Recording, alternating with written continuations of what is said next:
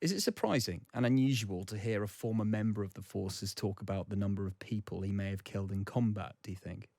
It absolutely is, and it's crassly and naively stupid from Harry, his publishers, and his ghostwriter for really three reasons. The first one, if you're serving a serving officer, books require a legal and an ethical read. Now, I actually wrote a book, and what they're looking for are anything on special forces or casualties in Iraq or Afghanistan, which are sensitive.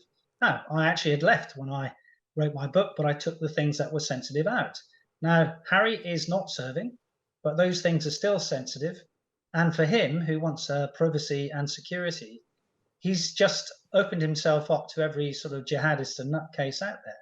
The third thing is this body count mentality. I've never ever come across in the forces. You would have found it in Vietnam. It was the macro level thing, but it's an awful lack of judgment and maturity. It's a naive approach to how the military should act.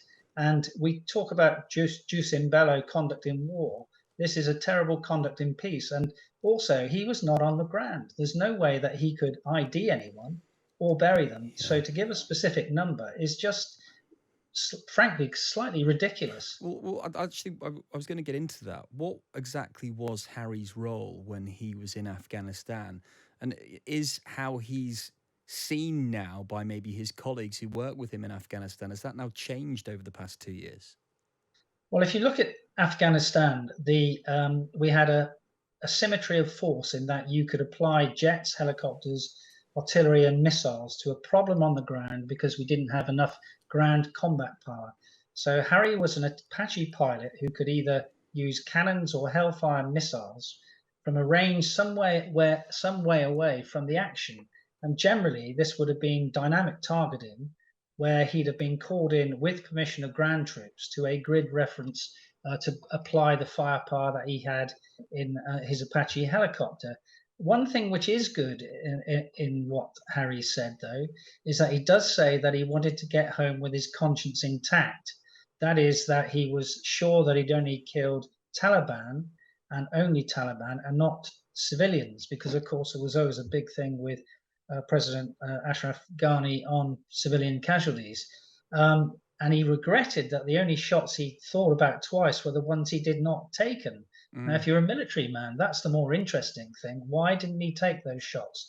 Did that lead to friendly force casualties, or was it because he didn't want to inflict, quite rightly, casualties on civilians in Afghanistan? That is an interesting thing, which a ghostwriter should have developed more, in my view, in that sort of approach of the ethics of war, which would have been far more interesting.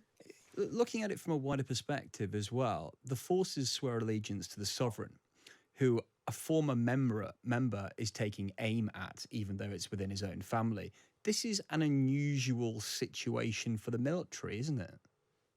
Well, it is, and we have a code of conduct. It's the values and standards of the military, and he's broken at least four of those values. They include respect for others, integrity, loyalty, and selfless commitment. You can't be any more disloyal, either both to the crown and the crown being a member of your family. So, from both those perspectives, it's not really good. Uh, the Invictus Games remains an incredible achievement for injured servicemen and women. Is he admired for setting that up still? Yeah, he is. Of course, he's admired for that, and of course, he's still got a large constituency for him because he still is a veteran, someone who has Mm. served in action. But this sort of dissipates the affection which people, I think, would have held him in, and certainly, swinging lamps and saying you killed X number of people. I just have never come across that in darkened bars in UK anywhere. It's just not really talked about.